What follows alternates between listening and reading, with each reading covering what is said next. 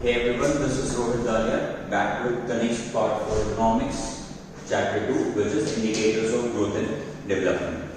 Last economics के video lecture में we discussed topics. The first most important topic of this chapter, which was indicators of development. Indicators of development में हमने total 4 topics पढ़े. 4 में से first हमने उसमें complete किया था, which was, if you remember, growth rate of national income.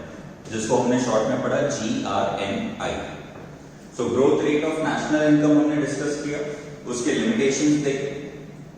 Today's video will be discussing about the second indicator of development, which is growth rate of per capita income, जिसको short में हम बोलेंगे GRPCI, growth rate of per capita income.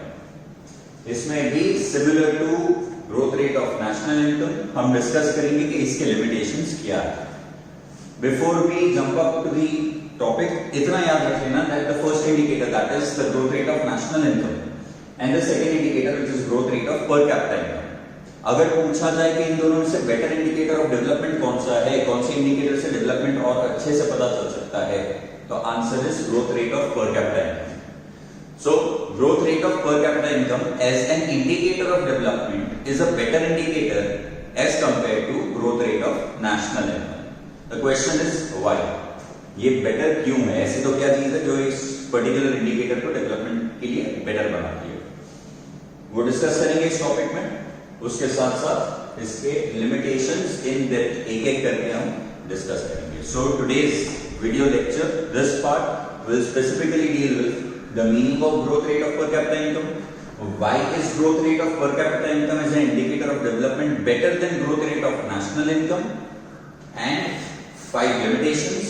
और इस lecture में सिर्फ first limitation का explanation देखेंगे plus the notes part. So let's start off with the meaning growth rate of per capita income. As per this indicator development is measured on the basis of per capita income. That is so obvious. Growth rate of national income में हमने पढ़ा था, as per this indicator development is checked on the basis of national income.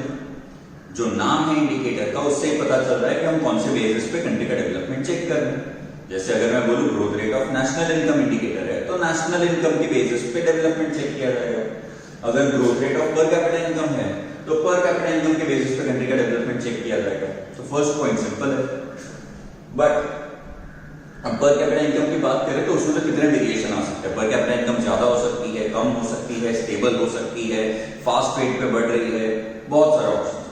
हर एक को हम देख लेते हैं कि कौन सी सिचुएशन में डेवलपमेंट कैसा होगा. सेम हमने नेशनल इनकम में देखा हुआ है. For an example, we saw one of the points in growth rate of national income as an indicator in the last lecture.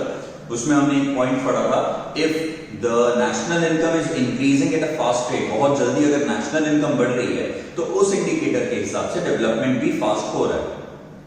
Similarly अगर नेशनल इनकम डिक्रीज हो रही है, तो नेगेटिव डेवलपमेंट हमने देखी. वैसे ही 4 पॉइंट्स पर कैपिटा इनकम में दिए हुए हैं.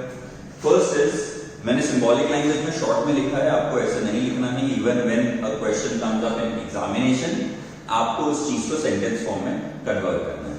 तो जब ये देखते हो और मेरा जो एक्सप्लेनेशन है वो सुनते हो, तो कोरिलेट करोगे, इजीली पता चल जाएगा सेंटेंस कैसे फॉर्म हो गया. So first is, if the per capita income, ऊपर वाला एरो बनाया मतलब increases. If the per capita income increases, तो डेवलपमेंट पे क्या इंपैक्ट आएगा? डेवलपमेंट कैसा होगा? फास्ट. रिपीट कर रहा हूं, पर कैपिटा इनकम फास्ट रेट पे बढ़ रही है, तो डेवलपमेंट भी फास्ट हो रहा है. सिंपल. सेकेंड, अगर पर कैपिटा इनकम बढ़ तो रही है लेकिन स्लो रेट पे, यहां के सिंबल्स थोड़ा ध्यान से देख लेते हैं. फर्स्ट मैंने ऊपर वाला एरो किया मतलब इंक्रीज, फिर एट द रेट मतलब इंक्रीजेस एट, फिर नीचे वाला एरो मतलब डिक्रीजिंग, और परसेंटेज के साइन मतलब रेट. सेंटेंस फॉर्म हो गया, if the per capita income increases eight decreasing rate. बढ़ तो रही है लेकिन बहुत धीरे धीरे बढ़ रही है, तो डेवलपमेंट कैसा होगा? स्लो. डेवलपमेंट होगा पर स्लो होगा. थर्ड, अगर पर कैपिटा इनकम, मैंने एक स्टेबल एरो बनाया है, इसका मतलब होता है ना तो पर कैपिटा इनकम बढ़ रही है ना तो कम हो रही है, तो डेवलपमेंट क्या हो जाएगा? स्टेबलाइज हो जाएगा. डेवलपमेंट भी ना तो इंक्रीज होगा ना तो नेगेटिव होगा, ना तो पॉजिटिव ना तो नेगेटिव, वो भी रुक जाएगा. वैसा का वैसा। और फोर्थ बचता है per capita income downwards arrow मतलब decreases. If the per capita income decreases there is negative development. ठीक है, सो ये 4 इंडिकेटर्स है पर कैपिटा इनकम के अंदर जिससे हमें हेल्प होगी कि भाई कंट्री डेवलप कर रही है या नहीं, बट ये सिर्फ इस इंडिकेटर के अकॉर्डिंग, रिमेंबर दैट। इस इंडिकेटर में हम पॉपुलेशन इंक्लूड करते हैं and this is the reason this indicator is better than GRNI। GRNI which is growth rate of national income। यहां पे आपको आंसर मिल जाएगा why is this indicator better than the indicator of national income। अब population कैसे include करते हैं उसके लिए हमें पर कैपिटा इनकम कैलकुलेट करने का फॉर्मूला पता होना चाहिए।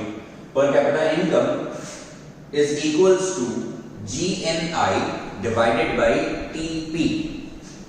फुल फॉर्म बता दो, PCI per capita income is equals to GNI which is gross national income divided by TP which is total population। GNI सिर्फ GNI ग्रॉस नेशनल इनकम सिर्फ देखता हूं तो वो हमारा पहला इंडिकेटर है, growth rate of national income. लेकिन इस इंडिकेटर में हम उसी GNI नेशनल इनकम को पॉपुलेशन से डिवाइड करते हैं ताकि हमें इंडिविजुअल की एवरेज इनकम मिले जिसको हम पर कैपिटा इनकम बोलते हैं। तो मैं बोल सकता हूं हमने पहले इंडिकेटर नेशनल इनकम वाले इंडिकेटर में पॉपुलेशन को ऐड नहीं किया था, इसी वजह से उसमें एक लिमिटेशन हमने पढ़ा था पॉपुलेशन, उसका हेडिंग ही था पॉपुलेशन। इसमें हमने वही चीज रिमूव कर दी, इन अ सेंस उसका लिमिटेशन ये कवर अप कर लेता है पॉपुलेशन इंक्लूड करके, and thereby this includes population. So इसका डेटा ज्यादा रिलेवेंट होता है। कैसे वो समझाता हूं। पॉपुलेशन इंक्लूड करना इतना इंपॉर्टेंट क्यों है? हमने स्टार्टिंग के पार्ट्स में देखा था when we talk about development we are talking about standard of living, quality of life. तो अगर डेवलपमेंट में क्वालिटी ऑफ लाइफ की बात चल रही है तो हम लोगों की इनकम जाने बिना कैसे बोल सकते हैं उनकी स्टैंडर्ड ऑफ लिविंग इंप्रूव हो रही है? National income is an indicator जो फर्स्ट हमने पढ़ा, that shows only the income of the country. अब किसके पास कितने पैसे वो तो उसमें पता चलता नहीं है एवरेज बेसिस पे। तो हाउ कैन आई से किसकी लाइफस्टाइल कैसी है? और मैं जब बता ही नहीं सकता हूं कि किसकी लाइफस्टाइल कैसी है, देन हाउ कैन आई से अ कंट्री इज डेवलप्ड और नॉट? वो उसका सबसे बड़ा लिमिटेशन है, वो यहां पे हट जाता है। So even UNO recommends this indicator over the first one। UNO मतलब यूनाइटेड नेशंस ऑर्गेनाइजेशन, UN जिसको बोला जाता है। UN खुद बोलती है कि this indicator is better than the first indicator, that is GRNI, growth rate of national income। क्यों बेटर है? Because if development does not improve the standard of living, SOL standard of living, अगर development standard of living improve नहीं करता है तो वो development ही नहीं है। और हमें फर्स्ट इंडिकेटर से तो स्टैंडर्ड ऑफ लिविंग पता ही नहीं चल रहा है, and thereby rise in per capita income leads to improvement in life. मेरी इनकम बढ़ेगी तो मैं बेटर लाइफ स्पेंड करूंगा, बहुत लॉजिकल है। पर ये पता कहां से चलेगा? कौन से इंडिकेटर से? This indicator, because this includes the population and the average income. So अगर पर कैपिटा इनकम बढ़ती है तो लोगों की क्वालिटी ऑफ लाइफ इंप्रूव होगी, and so this indicator is in real sense an indicator for development. Actually में अगर indicator कोई हो डेवलपमेंट के लिए तो ये this is thereby better than the first indicator which is growth rate of national income. But still being better than something can not be told as being best. ये दूसरे से अच्छा, इसका ये मतलब नहीं है कि ये परफेक्ट है। So it has certain limitations. Limitations क्या क्या है? टोटल 5 लिमिटेशंस है। First is only estimates, second difficult to calculate NI, that is national income, and PCI is per capita income. Third is it shows only average, average बताता है सिर्फ, exact precise कोई data नहीं बताता है। Fourth is difficult in comparison, इस indicator के हिसाब से कंपैरिजन डिफिकल्ट होता है। And fifth is deceptive indicator, confuse ज्यादा करता है, चीजें सॉर्ट करने से ज्यादा ये इंडिकेटर कंफ्यूजन क्रिएट करता है। डिटेल में पढ़ेंगे, अभी के लिए let's start off the first limitation, only estimates। only estimates बहुत सिंपल सा टॉपिक है। क्या बताया हुआ है? नेशनल इनकम हर साल कैलकुलेट होती है इंडिया में या कहीं पे भी, नेशनल इनकम हर साल कैलकुलेट होगी। तो कहीं ना कहीं नेशनल इनकम का डेटा हमारे पास जो होता है वो काफी रिलायबल होता है, एग्जैक्ट होता है और प्रॉपर होता है, हम उसके ऊपर भरोसा कर सकते हैं बिकॉज हर साल कैलकुलेट हो रहा है।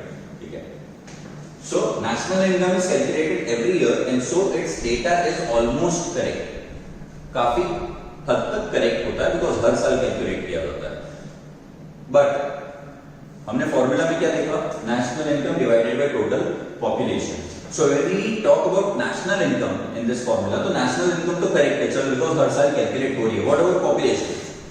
इंडिया की बात करें तो इंडिया में नेशनल इनकम हर साल कैलकुलेट होती है, लेकिन पॉपुलेशन हर 10 साल में कैलकुलेट होती है.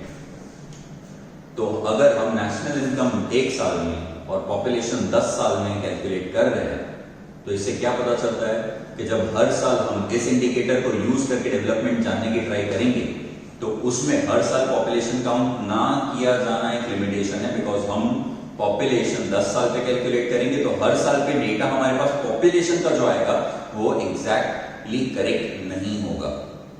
And thereby population is not counted every year. Population हर साल काउंट होती नहीं है. इन इंडिया, अगर इंडिया की बात करें तो सेंसस नाम का जो ऑर्गेनाइजेशन है वो हर 10 साल का पॉपुलेशन काउंट करता है. And so the data for पर capita income is not totally correct. पर कैपिटा इनकम का डेटा ही करेक्ट नहीं आएगा बिकॉज आप न्यूमरेटर में नेशनल इनकम तो आपके पास करेक्ट है, बट डिनोमिनेटर में टोटल पॉपुलेशन इनकरेक्ट है. तो कैसे डेटा करेक्ट है? 28 पर कैपिटा इनकम जो हमें मिलती है वो करेक्ट नहीं है, सिर्फ अप्रोक्सीमेट अंदाजे से हम पॉपुलेशन देख लेते हैं. वो एग्जैक्ट या नियर टू एग्जैक्ट भी नहीं होंगे, बिकॉज हम तो 10 साल का एग्जैक्ट डेटा कलेक्ट करेंगे. तो हर साल अगर पॉपुलेशन चाहिए तो गवर्नमेंट क्या करेगी? अप्रोक्सीमेट लगाएगी कि भाई इतनी पॉपुलेशन है. तो उसमें इस इंडिकेटर का एक लिमिटेशन डेवलप होता है that population is not counted every year. Next point जो है अपकमिंग लेक्चर्स में कवर होंगे. We will be trying to focus on one topic at a time so that every topic is crystal clear. I hope you have understood all these topics. Thank you so much for attending the video lecture.